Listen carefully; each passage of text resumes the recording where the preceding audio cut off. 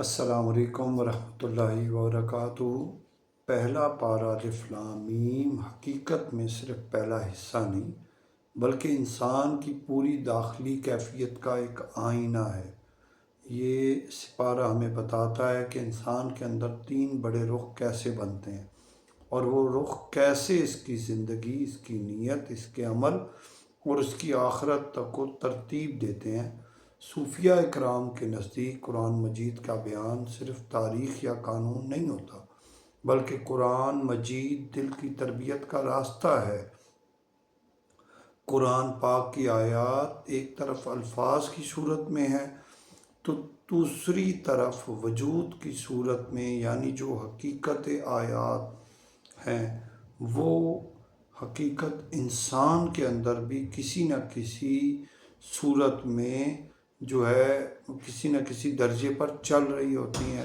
اس لیے سالک جب قرآن پاک پڑھتا ہے تو وہ صرف باہر کی بات نہیں سمجھتا، وہ اپنی حالت کو بھی پہچانتا ہے اور اپنے نفس کی چالوں کو بھی دیکھ لیتا ہے۔ تو اس سپارے میں 5 بنیادی عنوانات ہیں: اقسام انسان، اعجاز قرآن، قصہ حضرت آدم علیہ السلام، احوال بنی اسرائیل اور قصہ حضرت ابراہیم علیہ السلام۔ ہم ان پانچوں کو باطن کی زبان میں سمجھیں گے اور سب سے پہلے اقسام انسان کو ہم سمجھنے میں آئیں گے۔ اس کو سمجھ لیں کہ ہم ان کو سمجھ کر کلام حق کے سامنے عاجزی اختیار کریں، اپنی اخلاق جو خلافت کی ذمہ داری ہے اس کو سمجھیں، ناشکری اور ضد کے انجام سے ڈریں اور توحید و قبولیت کے ادب میں جئیں۔ تو اقسام انسان ایمان، نفاق اور کفر دل کی 3 کیفیات ہیں۔ قرآن مجید جب ابتدا میں انسان کو 3 قسموں میں تقسیم کرتا ہے، پہلی مومن، پھر منافق اور پھر کافر، تو یہ تینوں ایک سماجی تقسیم نہیں بلکہ دل کی 3 بنیادی کیفیات کا بیان ہوتا ہے۔ صوفیہ اکرام کے نزدیک انسان کے اندر یہ تینوں رخ کسی نہ کسی صورت میں حرکت کرتے رہتے ہیں۔ کبھی ایمان کی روشنی بڑھتی ہے، کبھی نفاق کی دھند اٹھتی ہے اور کبھی کفر کے پردے دل کو موٹا کرتے ہیں۔ اس لیے سالک کی اصل تربیت یہ ہے کہ وہ روزانہ اپنے دل کا حال دیکھے اور سچائی کے ساتھ خود سے پوچھے کہ آج میرے اندر کون سی کیفیت غالب ہے اور میں کس رخ پر چل رہا ہوں۔ تو سب سے پہلے مومن، نسبت وجود کی بیداری۔ مومن وہ ہے جس کے دل میں نسبت وجود بیدار ہو جائے، یعنی وہ اپنے وجود کو مستقل اور خود مختار نہیں سمجھے، وہ یہ حقیقت اپنے اندر اتار لے کہ میرا ہونا بھی اللہ تعالیٰ کے فیض سے ہے، میرا سننا بھی اللہ تعالیٰ کی عطا سے ہے، میرا دیکھنا بھی اللہ تعالیٰ کی کرم سے ہے اور میرا جینا بھی اللہ تعالیٰ کی رحمت سے ہے۔ جب یہ شعور دل میں زندہ ہو جاتا ہے تو انسان کے اندر عاجزی پیدا ہوتی ہے اور یہی عاجزی ایمان کی جڑ ہے۔ مومن کی پہلی صفت قرآن جو بیان کرتی ہے ایمان بالغیب۔ سالک کے لیے ایمان بالغیب کا مطلب یہ نہیں کہ وہ چند باتیں رسمی طور پر مان لے، بلکہ اس کا مطلب یہ ہے کہ وہ اپنے دل میں یہ یقین راسخ کرے کہ اصل کار فرما اللہ تعالیٰ ہے، چاہے آنکھ انہیں نہ دیکھ سکے۔ یہی وہ مقام ہے جہاں شہود کا دروازہ کھلنے لگتا ہے، مگر یہ شہود آنکھ کا نہیں ہوتا، یہ شہادت جو ہے دل کی شہادت ہوتی ہے۔ سالک سمجھتا ہے کہ حقیقت کے ساتھ رہنے کے لیے ظاہری نظر کافی نہیں، اس کے لیے باطنی نور چاہیے۔ پھر قرآن مجید مومن کی دوسری صفت بیان کرتی ہے اقامت الصلاۃ، نماز قائم کرنا۔ صرف ایک ظاہری عبادت نہیں رہتی بلکہ یہ دل کے اندر حضوری کا قیام بنتی ہے۔ جب بندہ نماز میں کھڑا ہوتا ہے تو اپنے نفس کو خاموشی سے یہ پیغام دیتا ہے کہ میں مالک عز و جل کے سامنے ہوں، میری ساری بڑائیاں، میرے سارے دعوے، میری ساری خواہشیں اسی دربار میں جواب دیں ہیں۔ صوفیہ اکرام کے نزدیک نماز دل کو جمع کرتی ہے اور دل کی یہی جمعیت سالک کو دنیا کے پراگندہ پن سے نکال کر اللہ تعالیٰ کی طرف لے جاتی ہے۔ اس کے بعد انفاق کا ذکر آتا ہے۔ ظاہری طور پر یہ خرچ کرنا ہے مگر باطنی طور پر یہ دل کی گرفت چھوڑنا ہے۔ سالک جان لیتا ہے کہ مال اگر ہاتھ میں ہے تو نعمت ہے، اگر دل میں تخت بنا لے تو وہ حجاب بن جاتا ہے۔ انفاق سے نفس کی ضد ٹوٹتی ہے اور انسان کے اندر یہ یقین مضبوط ہوتا ہے کہ دینے والا اللہ تعالیٰ ہے میں صرف وسیلہ ہوں۔ اسی مقام پر سالک کے دل میں تجلیات اسماعیہ کی ایک خوشبو اترتی ہے، جیسے اسم الکریم اور الرزاق۔ تو دونوں بندے کو واضح طور پر یہ دیکھتا ہے کہ رزق میرے ہاتھ سے نہیں، رب کے خزانے سے آتا ہے۔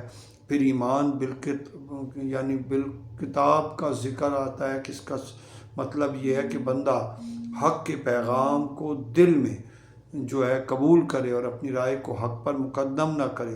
سالک کے لیے یہ مقام بہت نازک ہوتا ہے، کیونکہ نفس چاہتا ہے میری رائے، میری بات غالب رہے اور میری بات چلتی رہے، مگر ایمان یہ سکھاتا ہے کہ حق غالب رہے گا، یا انسان کے اندر کا علمی تکبر پگھلنے لگتا ہے اور دل کے اندر ادب جنم لیتا ہے۔ پھر یقین بالآخرت، یعنی آخرت پر یقین سالک کے اندر ایک مسلسل نگرانی پیدا کرتا ہے۔ وہ زندگی کو کھیل نہیں سمجھتا، وہ جان لیتا ہے ہر لفظ، ہر نیت، ہر فیصلہ اور ہر عمل محفوظ ہو رہا ہے۔ یہی یقین انسان کے اندر محاسبہ پیدا کرتا ہے اور یہی محاسبہ دل کو زندہ رکھتا ہے۔ سالک کے اندر ذمہ داری اور سنجیدگی اسی سے پیدا ہوتی ہے۔ تو مومن کی شخصیت کے اندر ایک نورانی ترتیب بن جاتی ہے، دل میں یقین، عمل میں نماز، ہاتھ میں انفاق اور عقل میں حق کی اطاعت اور زندگی میں آخرت کی تیاری۔ پھر منافق کون ہے؟ ظاہر و باطن کا تضاد اور حجاب نفس۔ تو منافق کی حقیقت یہ ہے، اس کا ظاہر کچھ اور ہوتا ہے، اس کا باطن کچھ اور ہوتا ہے۔ صوفیاء کرام فرماتے ہیں نفاق کی جڑ یہ ہے کہ انسان حق کو پہچان تو لیتا ہے مگر اسے قبول نہیں کرتا، کہ حق اسے جھکنے کا مطالبہ کرتا ہے، اور نفس جھکنے سے ڈرتا ہے، کیونکہ جھکنے کا مطلب یہ ہوتا ہے کہ نفس کی سلطنت ختم ہونے لگتی ہے۔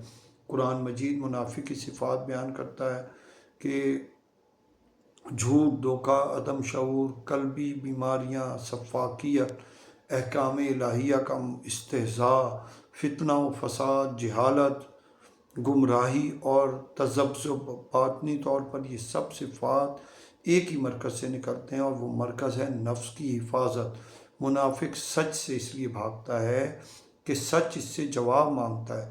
منافق دین کو اس لیے کھیل بنا لیتا ہے کہ دین کہیں اس کے فائدے کے خلاف نہ چلا جائے۔ منافق کے اندر جو بے چینی پیدا ہوتی ہے کیونکہ اس کے دل کے اندر یقین مضبوط نہیں ہوتا، اور یقین کی قیمت سچائی ہوتی ہے اور سچائی نفس کو پسند نہیں ہے۔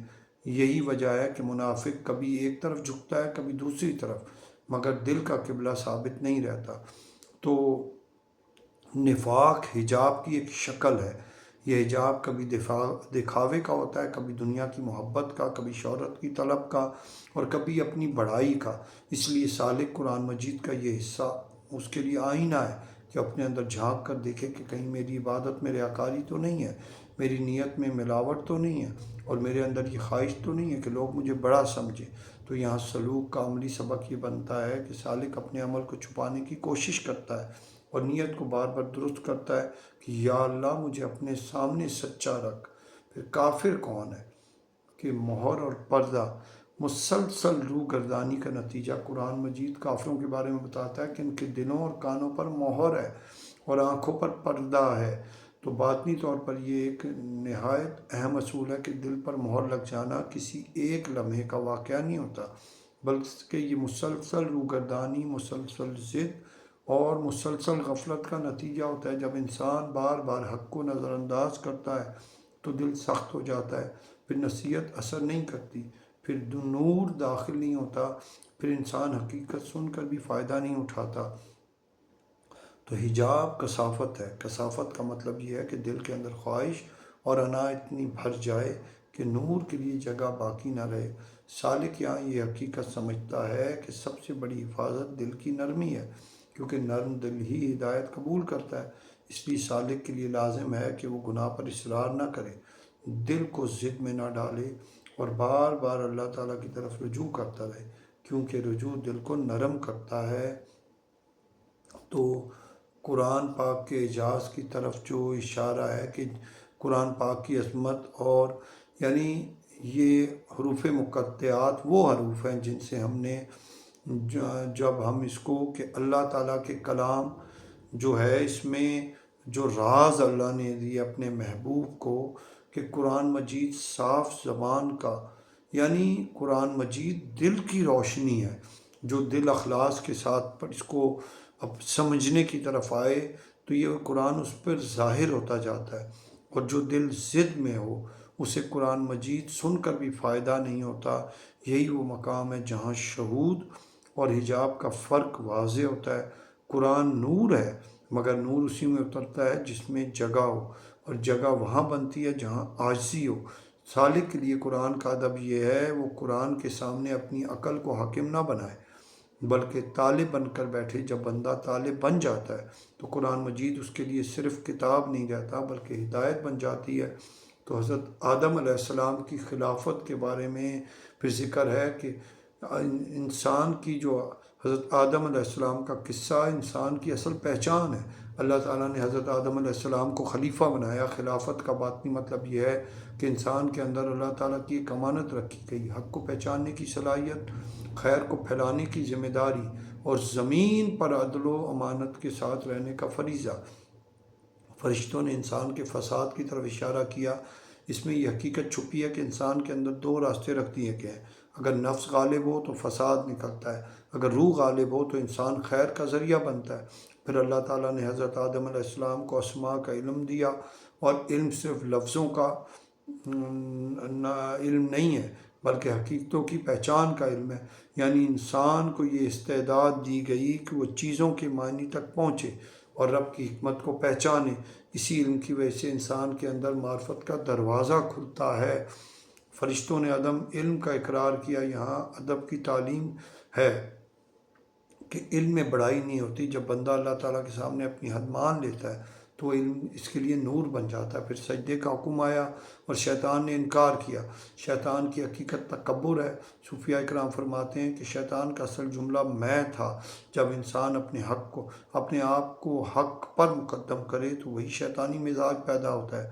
پھر جنت میں بہکانے کا واقعہ آتا ہے۔ اس میں سبق یہ ہے کہ شیطان انسان کو ہمیشہ اسی راستے سے گراتا ہے جہاں خواہش موجود ہوتی ہے، مگر اللہ تعالیٰ نے توبہ کا دروازہ بھی کھلا رکھا ہے تاکہ بندہ گرے تو لوٹ آئے اور لوٹ کر مزید سنبھل جائے۔ پھر زمین پر خلافت ملتی ہے، یعنی اب انسان کا امتحان شروع ہوا کہ وہ دنیا میں رہ کر اپنے رب تعالیٰ کو کیسے یاد رکھتا ہے۔ تو سالک کے لیے یہی اصول ہے کہ وہ دنیا میں رہتے ہوئے دل کو اللہ تعالیٰ کے ساتھ رکھے۔ بنی اسرائیل ناشکری، ضد اور نعمت کا حجاب۔ بنی اسرائیل کے احوال قرآن میں بار بار اس لیے آئے کہ انسان ناشکری کے انجام سے ڈر جائے۔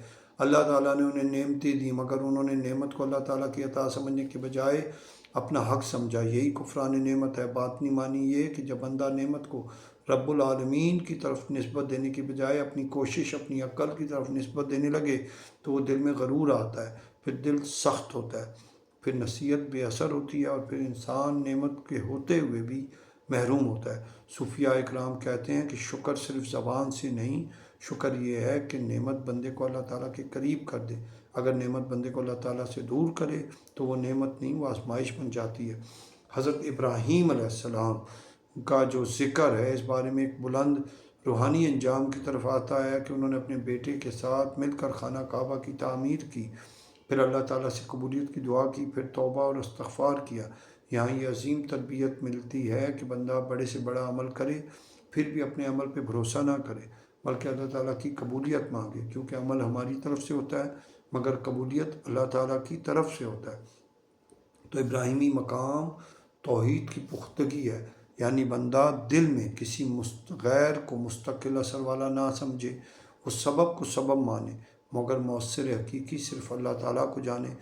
یہی توحید سالک کو سکون دیتی ہے اور یہی توحید اسے خوف غیر سے آزاد کرتی ہے۔ تو اس پورے پارے کی روح یہ ہے کہ انسان اپنے دل کی حالت کو پہچانے۔ ایمان وہ سچائی ہے جس میں دل، زبان اور عمل ایک ہو جائیں۔ نفاق وہ بیماری ہے جس میں ظاہر دینداری کا لباس پہنا مگر باطن نفس کی خدمت میں ہو۔ کفر وہ پردہ ہے جو مسلسل روگردانی سے دل پر بیٹھ جاتا ہے۔ تو یہ پارہ ہمیں سکھاتا ہے کہ قرآن مجید کے سامنے عاجزی ضروری ہے، کیونکہ یہی عاجزی نور کا دروازہ ہے۔ آدم علیہ السلام کا قصہ ہمیں بتاتا ہے کہ انسان کی عزت علم اور اطاعت میں ہے اور اس کی ذلت تکبر میں ہے۔ بنی اسرائیل کے احوال ہمیں خبردار کرتے ہیں کہ ناشکری دل کو مردہ کرتی ہے، اور حضرت ابراہیم علیہ السلام ہمیں یہ ادب سکھاتے ہیں کہ عمل کے بعد بھی قبولیت مانگنی ہے اور اللہ تعالیٰ کے سامنے جھکے رہنا ہے۔ یا اللہ تعالیٰ ہمارے دلوں کو ایمان کی سچائی عطا فرما، ہمارے باطن کو نفاق کے دھوکے سے پاک فرما، اور ہمارے دلوں سے حجاب دور فرما، اور ہمیں قرآن کے نور کے ساتھ جینا نصیب فرما۔ ہمیں آدم علیہ السلام کی توبہ، ابراہیم علیہ السلام کی توحید اور مومنین کی ثابت قدمی عطا فرما۔ آمین ثم آمین۔